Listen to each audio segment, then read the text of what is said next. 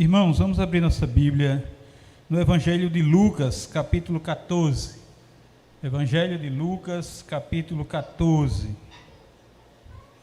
Vamos ler do 25 ao 33. 25 ao 33.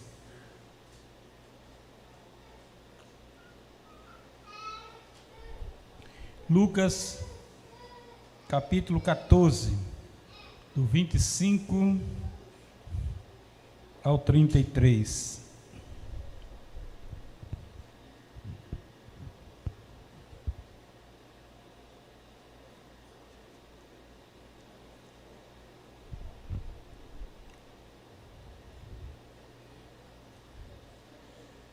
Lucas 14, do 25 ao 33. Ok.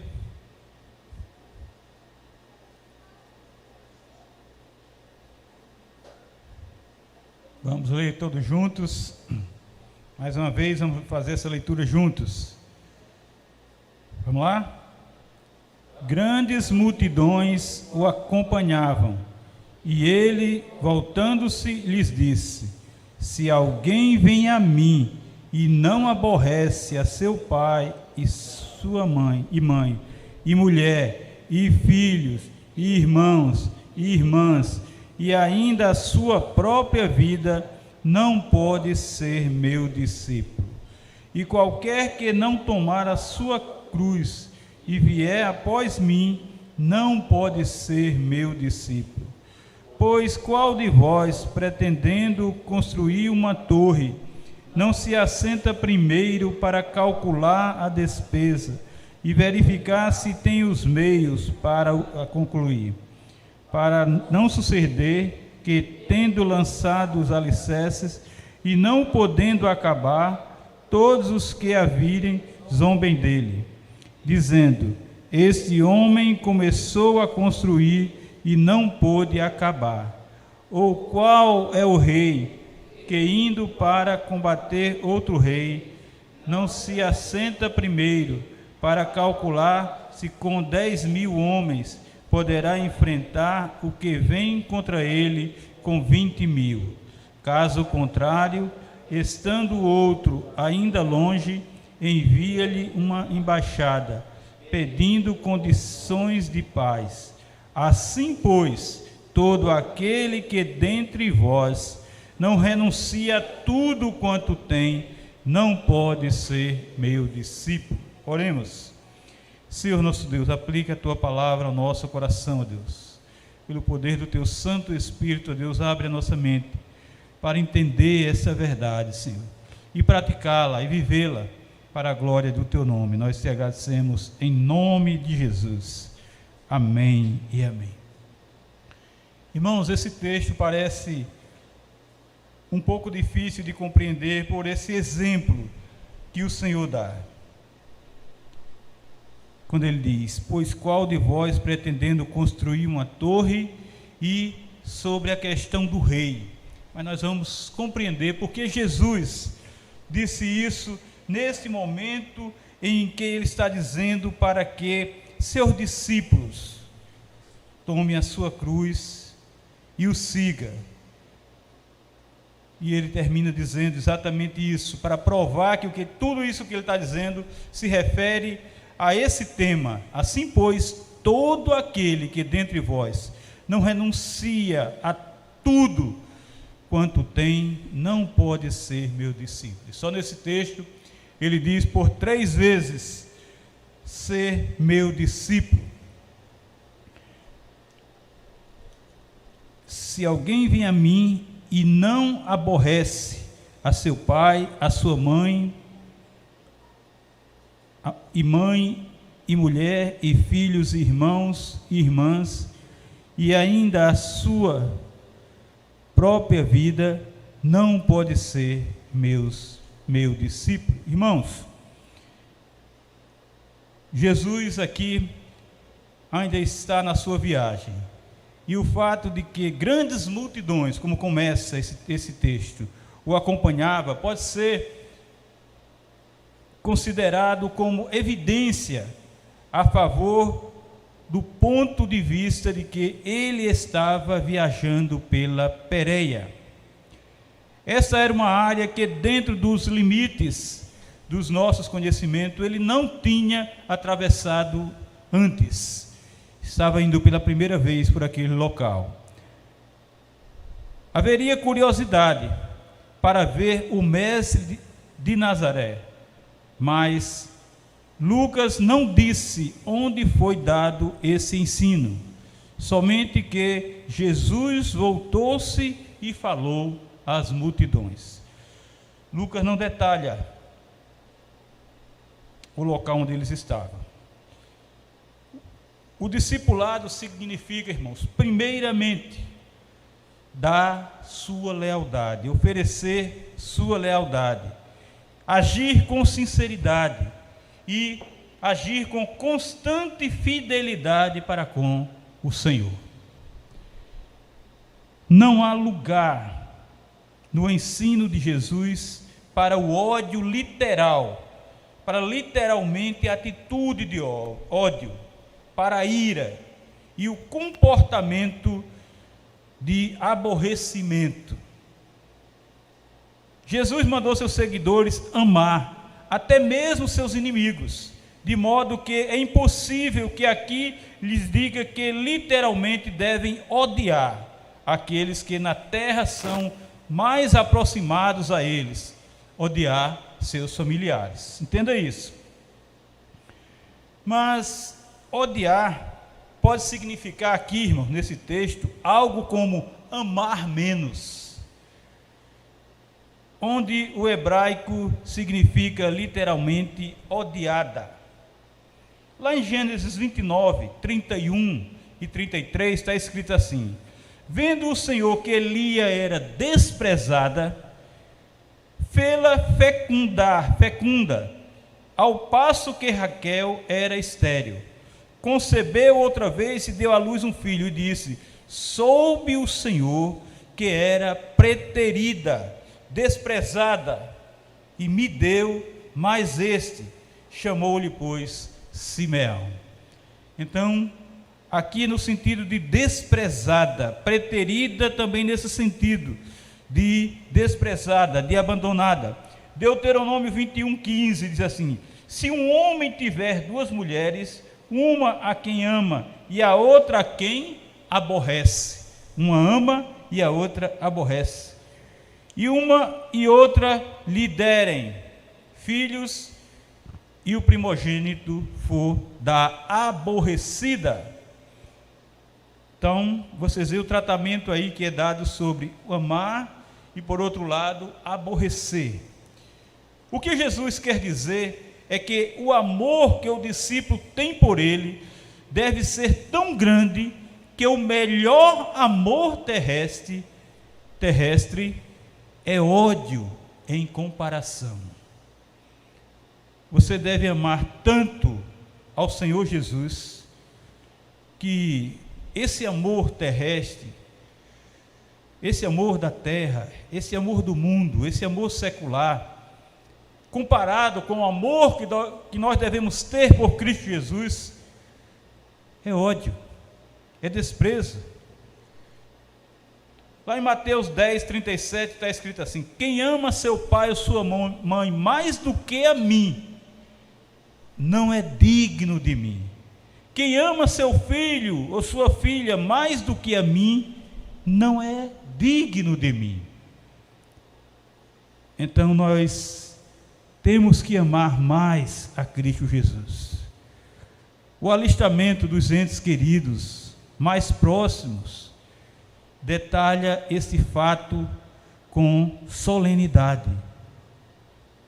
O homem nem sequer deve dar valor demasiado à sua própria vida. Nem a sua própria vida ele deve amar mais do que ama a Jesus. Lá em João 12, 25 está escrito assim: quem ama a sua própria vida, perde-a, mas aquele que odeia a sua vida neste mundo, preservá-la-á para a vida eterna. Não é que nós temos que odiar no sentido da palavra, como foi dito no início, mas amar muito mais, imensamente, a Cristo Jesus. Quem ama a sua vida, perde-a. E quando nós amamos a nossa vida, nós perdemos para servir ao Senhor, porque nós amamos muito mais ao Senhor, nós amamos muito mais a Cristo Jesus. Porque, irmãos, a devoção a Cristo não pode ser nada menos do que devoção de todo o coração. Devoção de todo o coração. Veja o que diz o versículo 27, diz assim: e qualquer que não tomar a sua cruz e vier após mim, não pode ser meu discípulo. Ele diz novamente, não pode ser meu discípulo. Antes ele disse, quem amar seus familiares mais do que a ele, não pode ser o seu discípulo. Agora ele diz, quem não tomar a sua cruz e vier após mim, não pode ser meu discípulo. Diz o versículo 27. E aqui nós entendemos, irmãos, que carregar a cruz é da essência do discipulado. O discípulo de Cristo carrega a sua cruz. O discípulo de Cristo não vai ter sombra e água fresca. O discípulo de Cristo não vai viver uma boa vida, mas vai viver uma vida de tribulação, de perseguição, de dificuldade, de impossibilidade. Lá no capítulo 9 de Lucas, versículo 23, está escrito: dizia a todos, se alguém quer vir após mim, a si mesmo se negue dia a dia, tome a sua cruz e siga-me. Seguir Jesus é com cruz, seguir Jesus é com dificuldade, é com tribulação, é com aflição. No mundo tereis aflição. E no versículo 28 a 30, ele diz: pois qual de vós, pretendendo construir uma torre, não se assenta primeiro para calcular a despesa e verificar se tem os meios para concluir, para não suceder que, tendo lançado os alicerces e não podendo acabar, todos o que o virem zombam dele, dizendo: esse homem começou a construir e não pôde acabar. Aí nós pensamos, por que Jesus vem falar disso? Porque Jesus parece que foge um pouco agora contando essa história. Porque Jesus conta uma história que muda, parece mudar o sentido do que ele estava falando. Mas vamos ver o que era que ele queria dizer. Jesus não quer, irmão, discípulo que não tem consciência dos compromissos que assumiram. Jesus não quer ninguém como discípulo nessas condições, que não tem consciência, que não senta, que não para, que não vê, que não faz as contas dos compromissos que assumiram. Contar o custo é importante. Jesus emprega parábolas gêmeas, que é um artifício que ele usa frequentemente nas suas pregações, para inculcar nos seus discípulos a lição que ele quer passar, assim como ele faz aqui e agora. Ele sempre faz isso, e aqui ele faz, contando não só uma história, mas duas. Um homem que resolve construir uma torre deve pensar primeiro.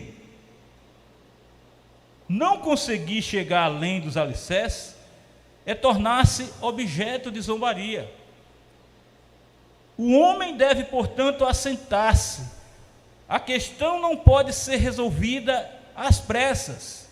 Ele deve calcular despesas. Somente então é que pode esperar o sucesso e correr para o abraço, porque assim ele vai ter vitória.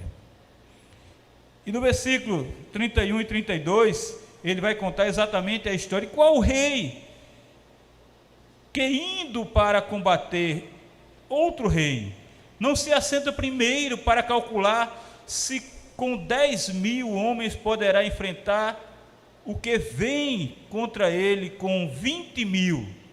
Caso contrário, estando o outro ainda longe, envia-lhe uma embaixada, pedindo-lhe condições de paz. Pedindo-lhe condições de paz. Uma segunda ilustração é tirada de Reis na guerra. Não é fácil, com 10.000 soldados, derrotar quem ataca com 20.000 soldados. Um rei, em tal posição, ele vai pensar bastante, ele vai sentar, ele vai analisar. Se não puder ver uma solução ao problema, ele não fica parado, não fica inativo, esperando a derrota. Então, ele combina a paz, enquanto o inimigo ainda está longe, porque se estiver perto, vai ser difícil. As duas parábolas aqui, irmão, nesse texto, são semelhantes, mas têm lições um pouco diferentes. O que constrói a torre está livre para construir ou não.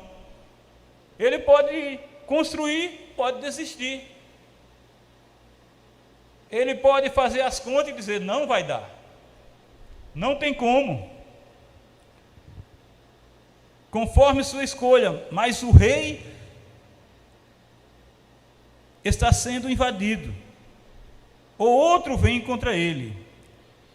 Ele é forçado a fazer alguma coisa, aí não tem jeito. Ou ele vai lutar, certo que vai perder, ou ele vai se antecipar e pedir paz.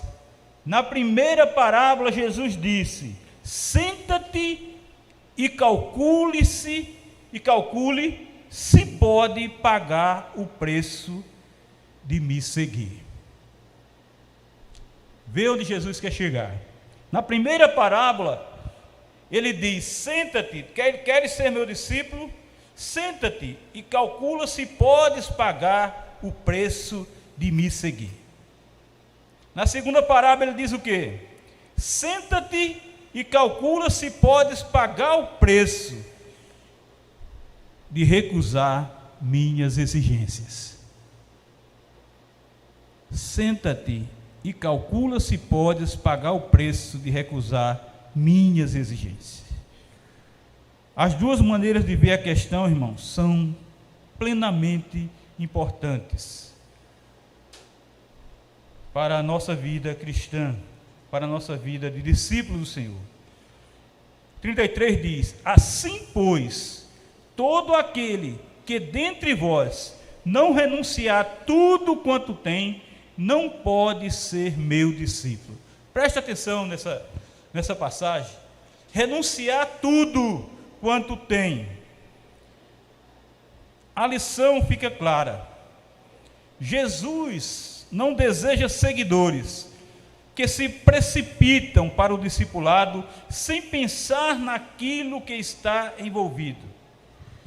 E fica claro quanto é o custo, fica claro quanto é o preço. O homem que vem a ele deve renunciar a tudo quanto tem. E pela terceira vez, temos o refrão solene: não pode ser meu discípulo. Não pode ser meu discípulo. Irmãos, o interessante aqui, muita gente usa esse texto para exigir, dizendo que o discípulo de Cristo tem que dar todo o dinheiro, tudo que é material, tudo que essa pessoa tem de material, tudo que essa pessoa tem de financeiro, tudo que essa pessoa tem na sua vida para ser de Cristo.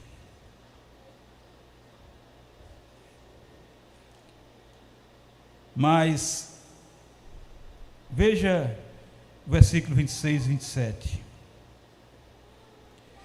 Se alguém vem a mim e não aborrece a seu pai, e mãe, e mulher, e filhos, e irmãos, e irmãs, e ainda a sua própria vida, não pode ser meu discípulo.